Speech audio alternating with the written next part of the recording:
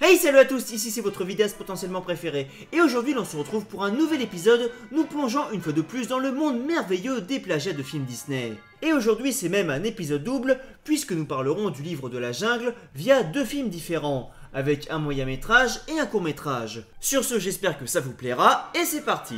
Attention, non transition. Paru en 1967 chez Disney et devenu populaire via sa célèbre chanson « Il en faut peu pour être heureux », dont voici un non-extrait, le film d'animation de Disney est en réalité tiré d'un double livre du même nom, paru quant à lui en 1894, et écrit par un certain Rudyard Kipling, un écrivain aussi connu pour être l'un des précurseurs de la science-fiction, ce qui n'a, comme nous le savons tous, aucun rapport. Existant depuis au moins 1942 au cinéma, le livre de la jungle a vu, en plus de la version Disney, de multiples versions de son histoire apparaître sur le grand et le petit écran au fil des années. Ce jusqu'à encore de nos jours avec des films récents et prévus pour des sorties cinéma. La recette de l'histoire ayant visiblement bien prise.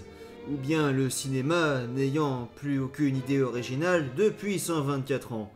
Mais bon, ça se discute. Bref, et c'est donc dans ce flot de moult films et re-reprises que nous allons aujourd'hui voir deux dessins animés avec, pour commencer, une version de 1995 créée par Goomtimes Entertainment, boîte comme vous le savez à présent spécialisée dans le domaine du plagiat de films Disney. Et merci une fois de plus à Zillow au passage pour me permettre d'utiliser leurs films à outre escient. Tout commence par une super chanson en français, nous racontant à quel point la jungle est incroyable. La jungle c'est incroyable. La jungle c'est incroyable. La jungle c'est incroyable. Rejoins vite la vie de la jungle. Bon bah ça va, on a compris, laisse pousser les plantes dans ton jardin et fous-nous la paix. Bref, après cette légère introduction de 5000 ans, nous découvrons alors les premiers protagonistes d'importance à l'écran, qui sont les loups et...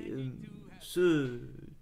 truc... qui leur rend visite. Bon, je vais pas vous mentir, je me suis quand même demandé pendant bien 30 secondes ce que ce truc pouvait bien être, jusqu'à ce que Junior m'annonce dans l'oreillette qu'il s'agissait en fait d'un chacal. Enfin, un chacal de Pokémon, visiblement. Bref, Chacalastique, qui est en fait venu leur annoncer que Shere Khan est de retour. Shere Khan, il est de retour. Non seulement il est revenu, mais il est revenu pour chasser. Attendez, ce n'est pas tout. Non seulement il vient chasser sur votre territoire, mais en plus il s'attaque à un gibier très particulier. Quoi? Mais quel gibier? Oh, il vaut mieux que je me taise. Tabaki. Bon, d'accord, il chasse l'homme.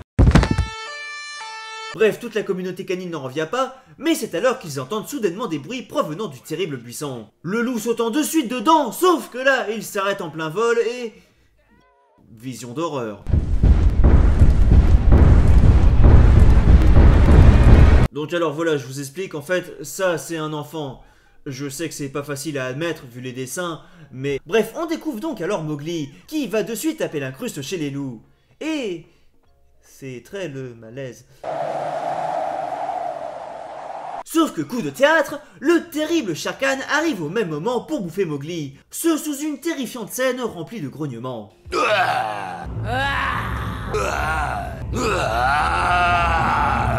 Sauf que celui-ci est en fait trop gros pour entrer dans la tanière, et il décide donc finalement de se barrer. Je finirai par le récupérer et j'en ferai mon esclave. Ou alors je le mangerai pour mon 4 heures. Enfin qu'importe. Et bah, 10 minutes d'intrigue sur 50 pour ça. Non sérieux, on aurait pu le résumer en 30 secondes. Si, c'est possible, croyez-moi, la deuxième version vous le montrera. Bref, le clan des loups, devant tous ces événements, se réunit alors en compagnie de Shere Khan, de Balou, de Bagheera, et il y a même le chacal. Mais que fait Pépito? Clan des loups donc, dirigé par l'ancêtre, que nous appellerons Médor, qui fait alors son serment au jeune louveteau, futur de l'espèce canine. Que la procession commence. Imaginez ce que pourront devenir ces louvetons une fois adultes. Regardez-les bien et choisissez. Anarchie. Sauf que là, recoup de théâtre, Shere Khan se lève alors vigoureusement et accuse le jeune Mowgli de ne pas être un vrai loup.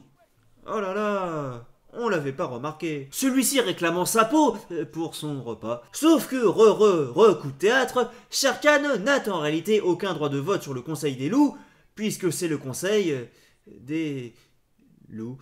Formidable. Bref, de fil en animation, Bagheera se ramène finalement et propose sa protection au jeune Mowgli. Ce dans une scène tout simplement interminable qui m'a fait à partir de là mettre le film en lecture accélérée par 2. Et encore, le film dure moins d'1 heure. Je vous le conseille d'ailleurs, c'est assez rigolo par moment. Bref, Shere Khan n'est pas content, il grogne, râle et se barre. Bref, scène suivante donc, ou 10 ans plus tard, sans prévenir, visiblement, l'on retrouve alors nos chers protagonistes qui... Oh mon dieu, c'est quoi cette tronche? Scène donc où, avec la plus grande joie, l'on assiste alors à la meilleure chanson ever. Ever! Je peux courir comme la brise, rapide comme l'éclair, plus léger que l'air. J'aime tant la vie que je mène, tout ce que je veux et tout ce que je possède. J'ai une voix pourrie, mais je fais semblant d'être un ténor. Je mène. Je peux grimper aux arbres et rebondir au sol. Je sais me cacher sans qu'on puisse me trouver. La jungle est mon royaume. Libéré, délivré. J'aime tant la vie que je mène. Tout ce que je veux et tout ce que je possède me rend heureux car j'aime la vie. Wow, ce cri de guerrier à la Tarzan comme conclusion, c'était juste magique. Oh, il leur fait, je dis oui! Bref, le jeune Mowgli, après toute cette virilité, tombe finalement dans la rivière en défiant la gravité, avant de faire une petite farce à Baloo et à Bagheera. Mais où a-t-il disparu encore?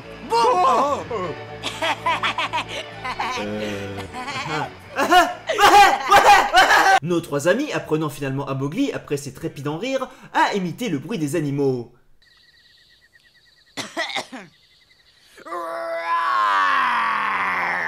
Et ce qui veut dire? Nous sommes de même sang, toi et moi. Oui, c'est parfait. Maintenant le mot de passe des serpents, Mowgli.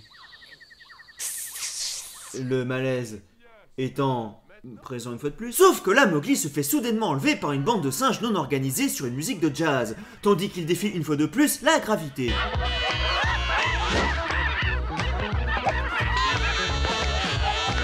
Bon, ceci dit, les animaux parlent et marchent debout, donc bon. Bref, Baloo et Bagheera décident alors d'aller chercher le serpent K pour tirer Mowgli de ce mauvais guêpier. Les serpents étant bien connus pour... Non, en fait, attends, c'est quoi le rapport avec les singes? Bagheera disant à K que les singes l'ont traité de ver de terre, ce qui n'est pas sans le mettre dans une furieuse fureur noire, surtout qu'il n'a pas bouffé depuis 15 jours. Bagheera! Baloo! Je vous ai cherché partout. Je vous apporte des nouvelles de Mowgli. J'ai une voix que tout le monde peut faire. Je n'ai pas pris de l'isopaïne. Mowgli, est-ce qu'il va bien? Pour l'instant, ça va, mais le peuple des singes l'emmène dans son affreux repère. Et qui sait ce qui lui arrivera ensuite? L'on retrouve alors justement Mowgli en train de se faire martyriser par les macaques eux-mêmes, ce en défiant une fois de plus pour la je ne sais combien de fois les lois de la gravité. Un acrobate est né. Sauf que là, Mowgli s'énerve et il leur lance un caillou. Mais qu'apprenons-nous donc à cette jeunesse? Les singes mettant finalement un coup de manchette balayette à Mowgli qui se retrouve dans une grotte remplie de serpents. Sauf que là, coup de théâtre, Bagheera arrive au même moment pour sauver Mowgli. Ceux qui s'en prennent à mon frère de sang méritent la mort. Ouais, vas-y mon frère! Attends. S'en suivant une scène de bagarre des plus fantastiques, tandis que Mowgli dit aux serpents dans la grotte qu'ils sont eux aussi frères de sang. Nous sommes du même sang, vous et moi. Ce qui... marche. Mais tel Superman, K arrive alors en plein champ dans la pleine bagarre, et réussit à mettre fin à celle-ci, ce en hypnotisant tous les singes avec ses yeux laser, avant de finalement en bouffer un. Je vais vous montrer ce que peut faire un ver de terre et un vieux lombric. Scène suivante. À la scène suivante, nous retrouvons donc le félin Shere Khan en train d'essayer de prendre la tête du conseil des canidés. Bagheera disant alors à Mowgli devant cette situation de se barrer au plus vite. Ce que celui-ci... fait, ce en se rendant au village du coin, auquel, après une double vision d'horreur, il décide de s'enfuir en volant un pot. Pot dont il se sert alors pour faire un feu et cramer le chacal qui était tout simplement venu leur dire que Shere Khan était devenu le chef du conseil des loups. C'est fou quand on y pense, arriver à aligner tous ces mots dans une même phrase. Le vieux Akela a manqué une proie. Il ne peut plus être chef du clan maintenant. Et Shere Khan va enfin être récompensé après tant d'années de patience. Pense à ta nouvelle arme, mon garçon. Il faut t'en servir. Tiens, toi aussi tu vas être récompensé, chacal, pour t'apprendre à servir le méchant Shere Khan. Ne rendez jamais service aux gens qui ont des pots. Bref, il se pointe alors en plein dans le conseil, pot de fleurs à la main, et se met à cramer Shere Khan. Au passage, c'est assez marrant à regarder en vitesse double, je vous conseille. Bref, c'est l'anarchie, il s'en va chialer et est fondu. Mowgli se rend alors de nouveau au village des Indiens juifs, auquel il découvre sa maman et apprend alors à parler. C'est une tasse. Une tasse. Tu apprends vite. Dormir, oui. Oh, mais où vas-tu? Dormir. Mais juste une question, le film est pas censé être déjà fini là? Eh bien visiblement non, puisque celui-ci nous livre alors une nouvelle et formidable chanson de 2 minutes. Donc voici un court extrait. Qui m'accepte tel que... Et là évidemment il y a une classique argumentation sur le système de caste indien. Non, Mowgli, tu ne dois pas aider cette petite paysanne. Pas l'aider? Pourquoi? Parce qu'elle se trouve en dessous de toi. C'est une fille de paysan. Et toi, tu es un fils de propriétaire terrien. Je n'y comprends rien. Elle est debout et à côté de moi. Comment peut-elle se trouver en dessous de moi? Ça ne se fait pas, et c'est tout, voilà. Ça ne se faisait pas avant que je n'arrive. Mais à présent, ça se fait. Bref, les arguments du jeune Mowgli sont tellement convaincants que celui-ci se fait alors plus ou moins bannir et se fait reléguer finalement au rang de gardien dans les champs. Et car, je cite, au moins on ne le verra pas souvent. Sacré retrouvaille. Sauf que là, au même moment où on s'y attendait, on s'aperçoit en fait que Shere Khan l'observe. Chose que son vrai faux frère de sang loup vient de suite lui annoncer. Mowgli se préparant alors un joli pieu pour affronter Shere Khan, qui littéralement n'en peut plus. Enfin en même temps c'est normal, ça fait 10 ans qu'il a rien bouffé. On retrouve alors Shere Khan qui se balade tranquillement dans la vallée. Et c'est alors que Mowgli arrive soudainement sur lui avec son troupeau chargé à plein élan avec son pieu à la main. Shere Khan se faisant transpercer sur un mètre de longueur avant de se faire écraser par tout le troupeau de la manière la moins Disney possible. Enfin non, en fait il y a quand même le Roi Lion qui ressemble pas mal à cette séquence et qui était sorti seulement 1 an plus tôt. Coïncidence, je ne sais pas. Bref, Mowgli se pointe alors au Conseil des loups avec Shere Khan sur la tronche et devient alors le chef de ceux-ci, tandis qu'il l'acclame tous haut et fort. Mais Mowgli, d'une humilité aussi grande que ses talents de chasseur, dit alors de rétablir son père adoptif sur le trône, ce que tout le monde accepte avant que celui-ci ne s'en aille rejoindre finalement les siens, Mowgli ayant en effet été contaminé par l'homme. Sauf que non, en fait il reste câlin, tout le monde il est content, vive les États-Unis d'Amérique, et fin sur une traditionnelle super chanson et des diapos du film. Rejoins vite la vie de la jungle. La jungle, c'est incroyable. Enfin la vie véritable ne traîne pas en le... Eh bien, ce que vous venez de voir, mesdames et mesdemoiselles, est en réalité un chef-d'œuvre du 7e art par rapport à la version que nous allons voir à présent. Certainement la plus cheap que j'ai jamais vue de toute ma vie. Elle fait seulement 12 minutes, oui, l'histoire entière en 12 minutes, c'est possible, et elle est à chaque instant une véritable mine d'or. Non, sérieux, croyez-moi, j'arrive pas à croire que ce truc se vend. Mais si c'est sur la chaîne de Zillow, ça veut dire qu'ils ont acheté les droits. Ça se vend! Alors rapidement, je ne sais pas de quelle année elle date, je ne sais pas par quelle boîte elle a été conçue, ni qui l'a réalisée ou joué dedans, puisqu'ils ont visiblement oublié de citer qui que ce soit au générique. Mais tout ce que je peux vous dire, c'est que ce n'est pas leur première œuvre, puisque j'ai retrouvé plusieurs dessins animés plus que très similaires, avec les mêmes animations et surtout les mêmes doubleurs. Donc si vous avez des infos, n'hésitez pas, comme ça je pourrai les balancer pour un prochain épisode. Bref, donc c'est parti pour le livre de la jungle, version carton. Accrochez vos yeux et votre cerveau. Tout commence donc par un générique de la folie d'un budget incalculable d'environ 2 minutes sur Movie Maker, avant que l'on ait le droit au très classique panneau d'information nous indiquant que ce n'est certainement pas un plagiat de film Disney. Non, ce qu'ils voulaient, c'est apporter leur propre pierre à l'édifice et faire leur propre interprétation de ce scénario. La voix d'une narratrice qui, désolé pour elle, m'a saoulé au bout de 15 secondes, débutant alors le court-métrage. Voici l'histoire de Mowgli, un petit garçon élevé par les animaux de la jungle. On s'en fout. C'est alors là que l'on fait la connaissance de Bagheera et des animations dignes des plus grands épisodes des grandes aventures de Rak. Ce jour-là, Bagheera se promenait dans la jungle silencieuse et obscure dans l'espoir de trouver quelque chose à manger. Soudain, elle entendit un bruit inhabituel. Non mais comment les mecs ont pu volontairement se réunir pour dire que c'était ok, sérieux? Ah, et au fait, Bagheera est une fille dans cette version, doublée par la narratrice. Il faut le ramener parmi les hommes. Anarchie. Bref, celle-ci entend alors un bruit et va regarder ce que... Mais qu'est-ce que c'est que ça? Comme il est beau. Mais c'est un bébé d'homme. Et vous vous demandez pourquoi ses parents l'ont abandonné. Bagheera l'emmenant alors chez les loups, animation une fois de plus au rendez-vous, avant que le tout ne passe directement à la scène suivante 9 ans plus tard. Bon, au moins on perd pas de temps. Bref, le président des loups, doublé par un acteur de 15 ans, prend alors la parole et dit que seul Baloo pourra protéger le jeune Mowgli. Nous ne pouvons malheureusement plus garder Mowgli parmi nous. Le tigre Shere Khan est de retour et il voudra sûrement le prendre. Il hait les hommes et qui sait ce qui lui arrivera. Seul Baloo, l'ours, pourra le protéger. Bref, ils se barrent tous les deux ensemble, Baloo lui tire la langue, ils noient tous les deux Bagheera, mais Mowgli veut aller explorer la jungle. Ils s'aventurent ainsi dans la jungle, avant de tomber 10 secondes plus tard sur le clan des singes. Comme ils sont drôles à sauter d'arbre en arbre, j'aimerais bien pouvoir en faire autant. Oh purée. Et Mowgli riait avec eux comme un fou, partageant leurs bananes et autres fruits.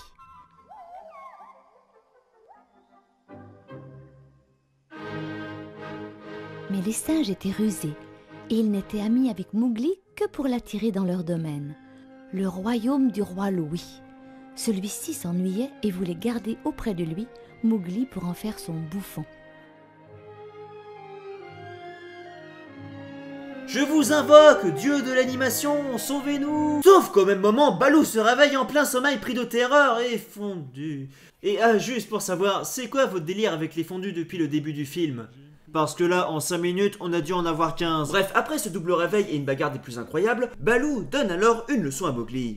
Ce n'est pas bien, Mowgli. Tu vois ce qui arrive lorsqu'on désobéit? À l'avenir, reste toujours près de moi. Car tu le sais, Shere Khan est toujours dans les parages. Et avec lui, ce serait bien pire qu'avec ces maudits macaques. Je te le dis, Mowgli, tu feras une overdose si tu continues comme ça. Fondu, Bagheera, qui est étonné, apparaît alors aux 4 coins de l'écran et... fondu. Finalement, nos protagonistes se retrouvent enfin pour discuter ensemble, et ont visiblement l'air bien d'accord sur leurs propos. Il faut le ramener parmi les hommes. C'est là sa place, Baloo. Au village où vivent les siens. Pense-y, Baloo, c'est la meilleure des solutions. La jungle devient trop dangereuse pour lui. Parle-en à Mowgli. Et fondu. Bref, finalement, après un plan des plus douteux, Shere Khan fait enfin son apparition. Oh, trop cool un fondu. Soit à quoi Mowgli réplique en agitant un bâton. Mais Superman n'étant pas là, il appelle alors Baloo à l'aide, auquel s'ensuit un fondu. Sauf que là, moment d'action, Baloo se précipite. Chose à laquelle un combat spectaculaire s'ensuit. Baloo prend le tigre par la queue, ça se donne des coups de poing, l'avion s'explose dans le 93, mais là il y a un orage et le feu s'abat sur la forêt. Feu que prend courageusement Mowgli dans les mains avant de le balancer sur Shere Khan qui s'enfuit en courant. Sauf que drama de la tristesse, Baloo est par terre et fondu. S'ensuivant une scène de l'émotion, de la tristesse. Avant que Baloo ne se réveille finalement comme on s'y attendait, ce avec son sourire innocent. Bref, jouet Serpentin au rendez-vous, mais Mowgli entend alors une fille chanter. Ils se rapprochèrent et virent près de la rivière une petite fille qui allait chercher de l'eau. Oh mon dieu! Chose à laquelle il accourt, ce en coupant le doubleur de Baloo en plein dans son texte, tout en le laissant avec Bagheera en plan. C'est une petite fille. Elle fait partie des tiens. Mais... Et Mowgli, fasciné, se rapprocha. Mowgli, qu'est-ce que tu fous? Et là, c'est la fin, sur une typographie des 70s. Bon alors voilà, franchement ce dessin animé, il y aurait beaucoup de choses à dire dessus, mais vu qu'il est super court, ça me ferait remontrer toutes les séquences encore et encore. Donc ce que je vous conseille franchement, c'est d'aller le voir par vous-même. Croyez-moi, vous rigolerez. Bref, si jamais ça vous intéresse, les liens seront dans la description. Et voilà, c'était donc 2 incroyables versions du livre de la jungle. J'espère que ces présentations vous auront plu. Si c'est le cas, n'hésitez pas à me rejoindre et à me soutenir gratuitement sur Utip, ou pas gratuitement sur Tipeee. Et quant à moi, je vous donne rendez-vous bientôt pour une prochaine vidéo.